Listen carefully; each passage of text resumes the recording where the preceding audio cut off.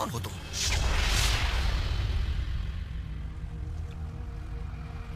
क्षमा कीजिए प्रभु, आपको पहचान नहीं पाया, किंतु धरती पर इस मत्स्य रूप में। मैं तुम्हें एक महत्वपूर्ण दायित्व सौंपने आया हूं। ध्यान से सुनो। आज के 7वें दिवस पृथ्वी को जल समाधि लेनी होगी। सब कुछ नष्ट हो जाएगा कि एक नौका आकर तुम सबको सुरक्षित स्थान पर ले जाएगी। जाओ। सागर मंथन से अमृत पान करने के उपरांत आप फिर से शक्तिशाली, संपन्न और सम्माननीय हो जाओगे। भगवान विष्णु ने एक विशाल काय कुर्मा यानी कछुए के रूप में अवतार लिया, ताकि कछुए की विशाल और सपाट पीठ पे मंद पर्वत को ठोस और स्थिर आधार मिले। तीनों लोगों का स्वामी बन चुका हूं मैं। नहीं, नहीं। भूमि देवी, अब तू मेरी दासी है। बचाओ।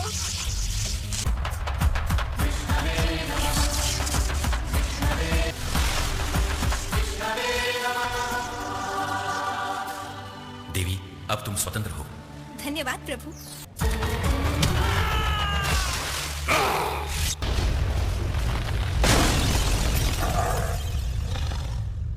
मैं न देव हूं, न मानव, न पशु। ये न दिवस है न रात्रि।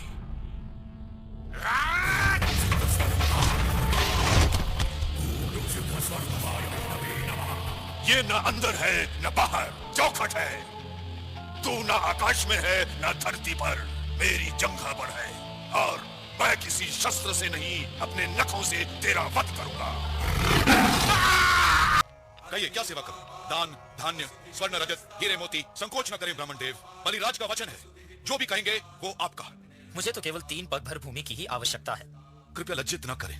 3 पग भर भूमि, वो भी आपके पग, क्या होगा उससे? आवश्यकता से अधिक की कामना नहीं है मुझे। जैसी आपकी इच्छा।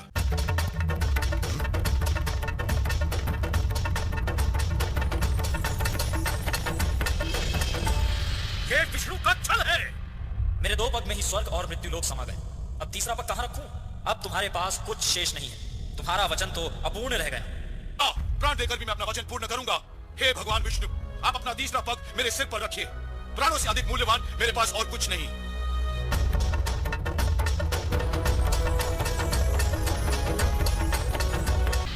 ने ऋषि जमदाग्नि और उनकी पत्नी माता रेणुका के पुत्र के रूप में अवतार लिया।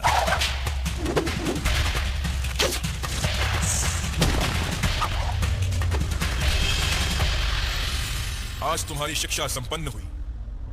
ये परशु मैं तुम्हें ब्रह्मास्त्र के रूप में भेंट करता हूं। अब तुम अजय हो। अब संसार तुम्हें परशुराम के नाम से संबोधित करेगा।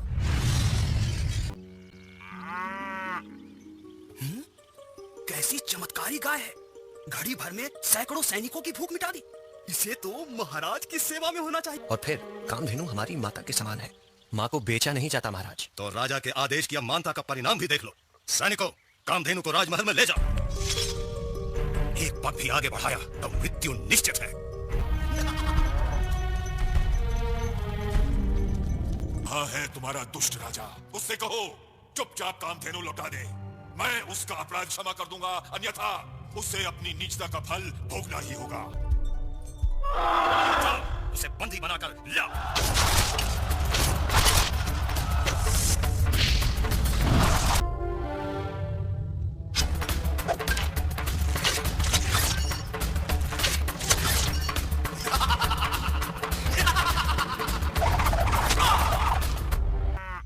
इधर परशुराम ने प्रतिज्ञा पूरी कर कामधेनु के साथ आश्रम लौटा है।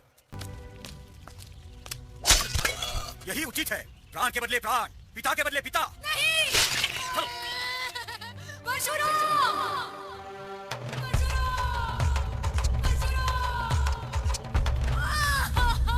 उन राजपुत्रों ने तुम्हारे पिता की हत्या कर दी।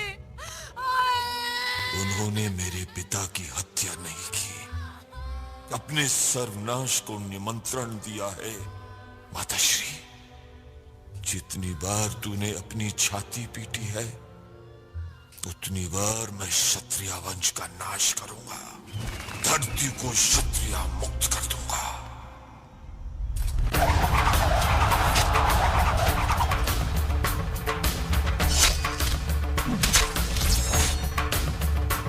कैसा दुर्भाग्य कि मुझे स्वयं अपने पुत्र राम को वनवास भेजना पड़ रहा है।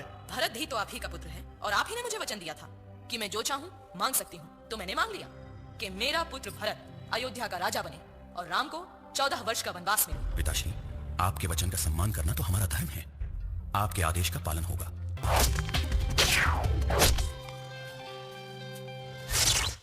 बचाओ लक्ष्मण, बचाओ बचाओ। भ्राता लक्ष्मण, वो संकट में है, जाओ उनकी सहायता करो। निश्चिंत रहो माता सीता, वो पुरुषोत्तम है, सुरक्षित है। बचाओ लक्ष्मण, बचाओ बचाओ। लक्ष्मण बचाओ। क्या तुम्हें उनकी गुहार सुनाई नहीं देती? लक्ष्मण, जाओ, मेरा आदेश है, जाओ मेरे स्वामी की सहायता कर। माता, किसी भी स्थिति में ये रेखा पार मत कीजिएगा।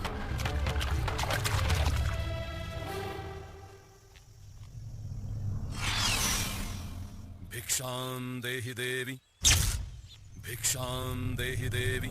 रुकिए ब्राह्मण देवता, मैं अभी आई। आयुष्मती भवा। तुम सीता को अकेला छोड़कर क्यों आ गए? आप ही ने सहायता के लिए गुहार लगाई थी। माता सीता के आदेश पर ही मैं यहाँ आया। ओह, अब समझा, ये कोई मायावी छल था। सीता संकट में है। भिक्षाम देहि देवी,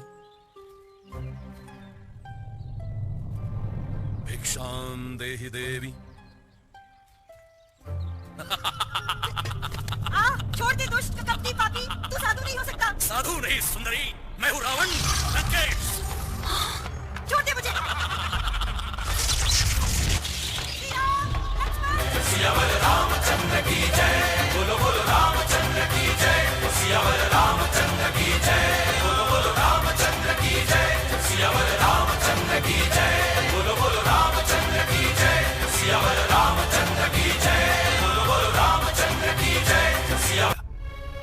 दुष्ट पापी सुन, तू जिस बहन के ब्याह पर प्रसन्न हो रहा है, उसी के कोख से जन्मा 8वां पुत्र तेरे काल का कारण बनेगा। देवकी और वसुदेव को बंदी बनाकर काल कोठरी में डाल दो। एक एक का वध करना।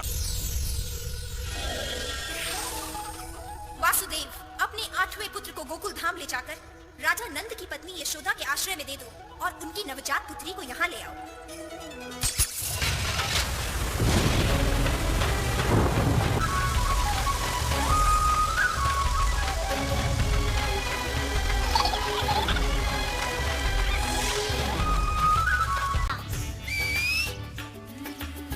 कृष्णा, जल्दी करो, मैं गिर जाऊंगा। बस बस हो गया।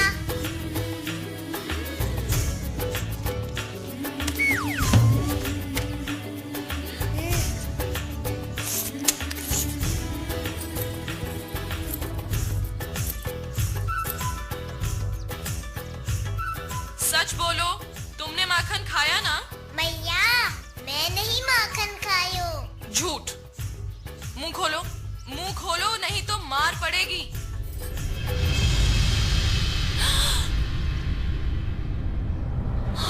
अंततः एक बोधि वृक्ष के नीचे तपस्या करते समय उन्हें अपने प्रश्नों के उत्तर मिल गए। सत्य के दर्शन के बाद उन्हें निर्वाण प्राप्त हुआ और युवराज सिद्धार्थ गौतम बुद्ध के रूप में प्रसिद्ध हो गए। शीघ्र ही बुद्ध के शिष्यों की संख्या बढ़ने लगी। उनके प्रवचनों और सत्संगों के द्वारा लोगों को 8 पदों का ज्ञान होने लगा। इच्छाएं ही दुख का कारण है।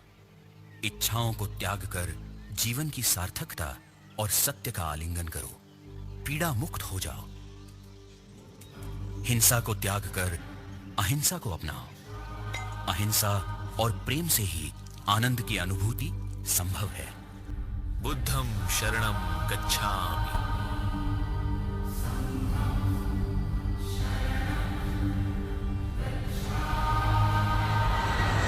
सत्य और न्याय की धार से असत्य और अन्याय को काट कर फेंक दो। धरती फिर पाप मुक्त हो जाएगी।